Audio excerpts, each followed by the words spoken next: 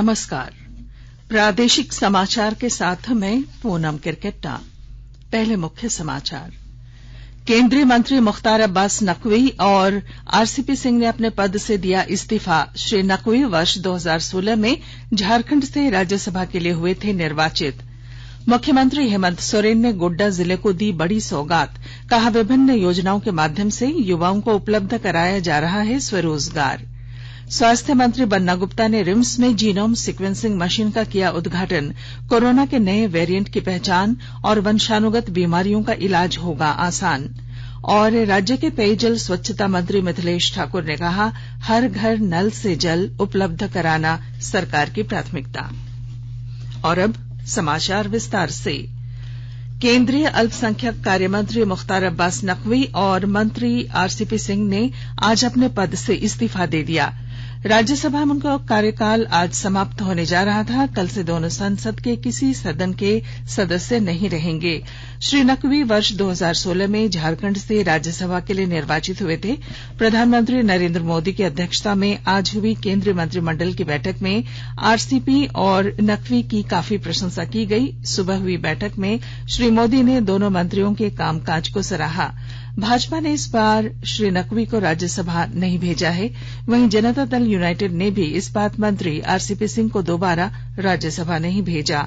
गौरतलब है कि संसद के दोनों सदनों में से किसी एक का सदस्य न होते हुए भी कोई मंत्री अपने पद पर 6 महीने तक बना रह सकता है। मुख्यमंत्री हेमंत सोरेन ने गोड्डा में करीब 32 करोड़ रुपए की लागत से बने नए समाहरणालय भवन का उद्घाटन किया। इस दौरान उन्होंने पुलिस लाइन के नए भवन की भी आधारशिला रखी। कार्यक्रम के दौरान श्री सोरेन ने करोड़ों रुपए की योजनाओं का उद्घाटन और शिलान्यास किया, जबकि करोड़ों रुपए की परिसंपत्तियों तथा नियुक्ति पत्र का वितरण किया। इस मौके पर आयोजित समारोह को संबोधित करते हुए मुख्यमंत्री ने कहा कि आज विभिन्न योजनाओं के माध्यम से बेरोजगारों को रोजगार मिल रहा है। उन्होंने आंदोलनरत पोषण सखियों की समस्याओं का भी जल्द समाधान का भरोसा दिया है। आदर्श आचार संहिता उल्लंघन मामले में रांची एमपी एमएलए की स्पेशल कोर्ट ने आज दोनों पक्षों को सुनने के बाद पूर्व मंत्री बंधु तिर्की के खिलाफ आरोप गठित कर दिया। गौरतलब है कि बंधु तिर्की के खिलाफ 31 मई 2018 को आचार संहिता उल्लंघन के आरोप में प्राथमिकी दर्ज हुई थी। प्रधानमंत्री नरेंद्र मोदी ने आज गुवाहाटी में अग्रदूत समाचार समूह के स्वर्ण जयंती समारोह का वीडियो कॉन्फ्रेंसिंग के जरिए उद्घाटन किया। उन्होंने इस अवसर पर अपने वर्चुअल संबोधन में कहा कि समाचार पत्र देश के लोकतंत्र को मजबूत करने में महत्वपूर्ण भूमिका निभाते हैं।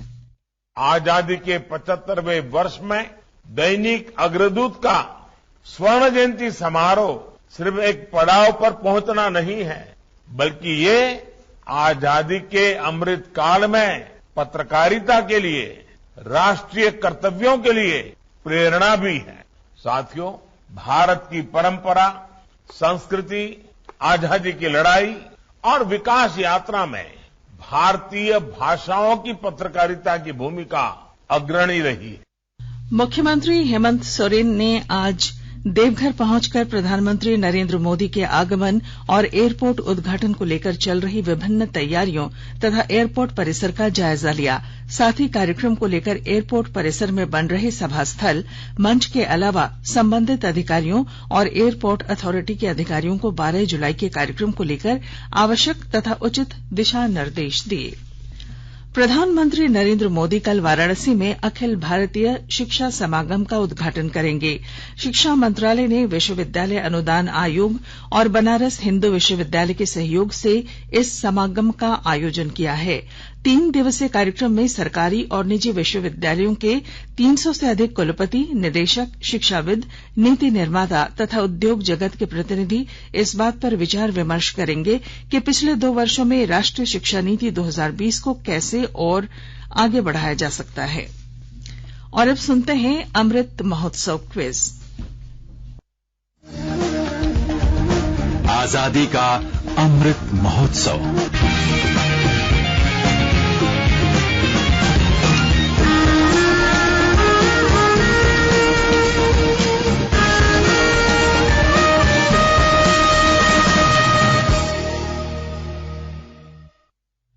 देश देश के 75वें स्वाधीनता दिवस समारोह के उपलक्ष्य में आजादी का अमृत महोत्सव के अंतर्गत प्रादेशिक समाचार एकांश आकाशवाणी रांची स्वाधीनता संग्राम और उसके गौरवशाली इतिहास पर साप्ताहिक विशेष प्रश्नोत्तरी का आयोजन कर रहा है। यह क्विज 15 अगस्त 2022 तक प्रत्येक बुधवार शाम 7 बजे प्रसारित होने वाले प्रादेशिक समाचार में शामिल होगा। सेंट्रल कोलफील्ड्स लिमिटेड और mission blue foundation Amrit Mahotsav quiz में आकाशवाणी समाचार रांची के साथ सहयोगी के रूप में शामिल हैं। आज का प्रश्न है, झारखंड क्षेत्र का पहला नागरिक प्रशासक कौन था? प्रश्न एक बार फिर सुन लें, झारखंड क्षेत्र का पहला नागरिक प्रशासक कौन था? श्रोता अपने उत्तर ईमेल के माध्यम से rnuairranchiamrit@gmail.com पर कल शाम 5 बजे तक भेज सकते हैं। आप जवाब के साथ अपना नाम, पता, फोटो और फोन नंबर भी भेजें ताकि लकी विजेता बनने पर आपका ई प्रमाण पत्र और पुरस्कार आप तक पहुंचाया जा सके। विजेता की घोषणा कल शाम 7 बजे प्रसारित होने वाले प्रादेशिक समाचार में की जाएगी। प्रधानमंत्री नरेंद्र मोदी और लोकसभा अध्यक्ष ओम बिरला ने डॉक्टर श्यामा प्रसाद मुखर्जी की जयंती पर आज संसद भवन के केंद्रीय कक्ष में उनके चित्र पर पुष्पांजलि अर्पित कर उन्हें श्रद्धांजलि दी। कई सांसदों, पूर्व सांसदों और अन्य गणमान्य व्यक्तियों ने भी उन्हें श्रद्धांजलि अर्पित की। आकाशवाणी के ताजा तरीन समाचारों के लिए आप हमारी वेबसाइट newsonair.com पर लॉग ऑन कर सकते हैं।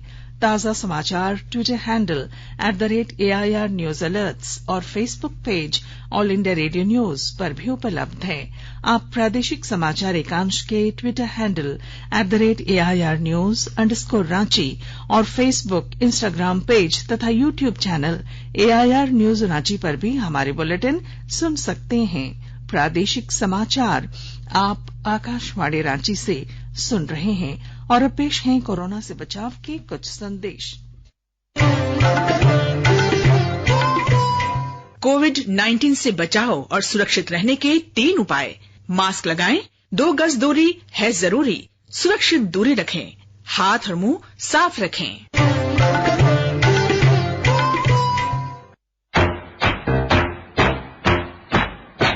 चलो मिलकर एक शुरुआत करें, चलो एक फैसला आज करें, मास्क नहीं तो टोकेंगे, कोरोना को रोकेंगे।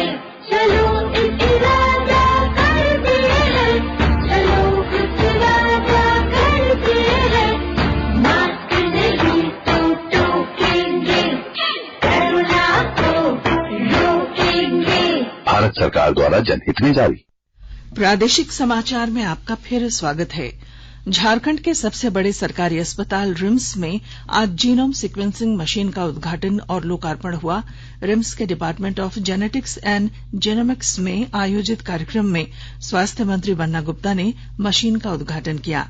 झारखंड में अब न सिर्फ कोरोना वायरस के नए वेरिएंट की पहचान 72 घंटे के अंदर होगी, बल्कि वंशानुगत अर्थात जेनेटिक डिसऑर्डर की वजह से होने वाली बीमारियों की भी पहचान और इलाज भी आसान हो जाएगा। पेयजल एवं स्वच्छता मंत्री मिथिलेश ठाकुर ने कहा है कि जल जीवन मिशन के तहत हर घर में नल से शुद्ध जल देना सरकार की प्राथमिकता है। उन्होंने कहा कि विभाग के अधिकारी, क्षेत्रीय अभियंता और संवेदक संकल्प लेकर इस लक्ष्य को प्राप्त करने के लिए कार्य करें और इस दिशा में आ रही समस्याओं और अड़चनों को दूर करने का प्रयास करें। श्री ठाकुर आज रांची में जल जीवन मिशन के तहत हर घर नल से जल उपलब्ध कराने को लेकर आयोजित राज्य स्तरीय कार्यशाला को संबोधित कर रहे थे। इस अवसर पर उन्होंने उत्कृष्ट कार्य करने वाले पदाधिकारियों और संवेदकों को सम्मानित भी किया। पश्चिमी सिंहभूम जिले के जैव कचरे के निस्तारण और औद्योगिक कचरे के प्रबंधन के लिए प्लांट स्थापित किया जाएगा। इसके लिए वन विभाग के अटैच अधिकारी प्रजेश जेना के नेतृत्व में एक टीम का गठन किया गया है, जो ठोस और तरल कचरा प्रबंधन के वर्तमान उपायों की जांच करेगी। उपायुक्त अनन्या मित्तल ने बताया कि सभी अस्पतालों के जैव कचरा और औद्योगिक कचरे के निस्तारण के प्रबंधन के लिए जल्द ही एक प्लांट की स्थापना की जाएगी और इसके लिए भूमि का चयन किया जा रहा है। प्रधानमंत्री नरेंद्र मोदी आगामी 12 जुलाई को रांची रेलवे स्टेशन के 447 करोड़ रुपए के रीडेवलपमेंट प्रोजेक्ट का ऑनलाइन शिलान्यास करेंगे। प्रधानमंत्री कार्यालय ने इस पर अपनी सहमति दे दी है।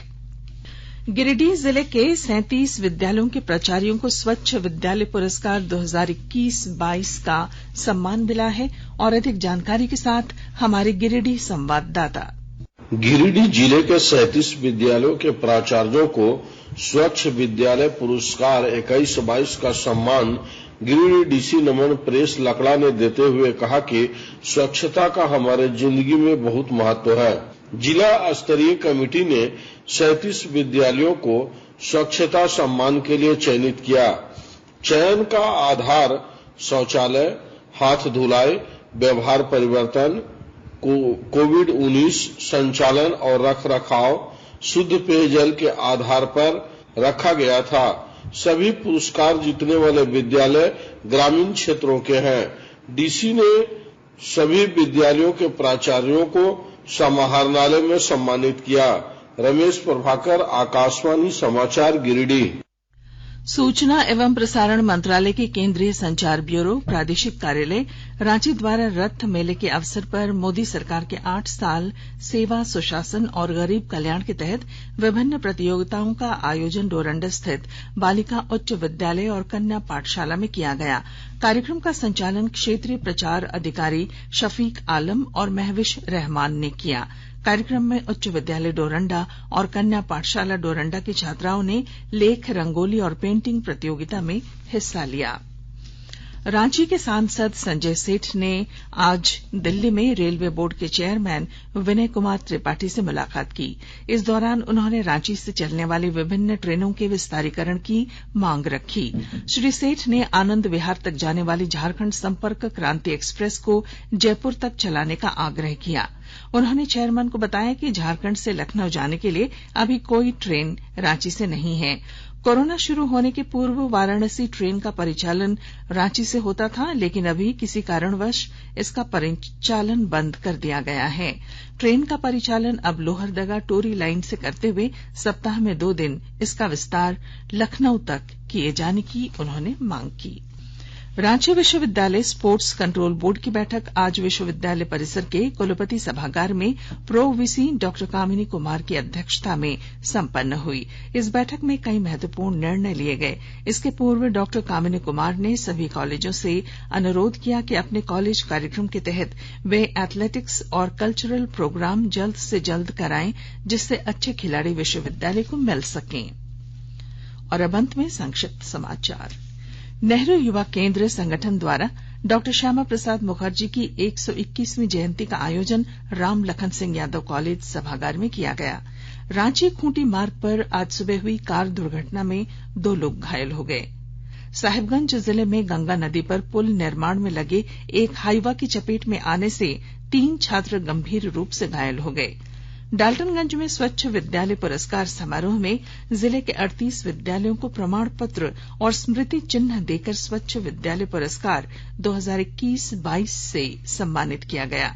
पलामू के पुलिस अधीक्षक चंदन कुमार सिन्हा ने प्लास्टिक मुक्त शहर बनाने के उद्देश्य से सड़क पर जन जागरूकता अभियान चलाया और लोगों से प्लास्टिक का उपयोग नहीं करने की अपील की। और अब बुलेटिन का आखिर में मुख्य समाचार एक बार फिर। केंद्रीय मंत्री मुख्तार अब्बास नकवी और आरसीपी सिंह ने अपने पद से दिया इस्तीफा। श्री नकवी वर्ष 2016 में झारखंड से राज्यसभा के लिए हुए थे निर्वाचित। मुख्यमंत्री हेमंत सोरेन ने गोड्डा जिले को दी बड़ी सौगात। कहा, विभिन्न योजनाओं के माध्यम से युवाओं को उपलब्ध कराया जा रहा है स्वरोजगार। स्वास्थ्य मंत्री बन्ना गुप्ता ने रिम्स में जीनोम सीक्वेंसिंग मशीन का किया उद्घाटन। कोरोना के नए वेरिएंट की पहचान और वंशानुगत बीमारियों का इलाज होगा आसान। और राज्य के पेयजल स्वच्छता मंत्री मिथिलेश ठाकुर ने कहा, हर घर नल से जल उपलब्ध कराना सरकार की प्राथमिकता। और इसके साथ ही आकाशवाणी रांची से प्रादेशिक समाचार का ये बुलेटिन समाप्त हुआ। नमस्कार।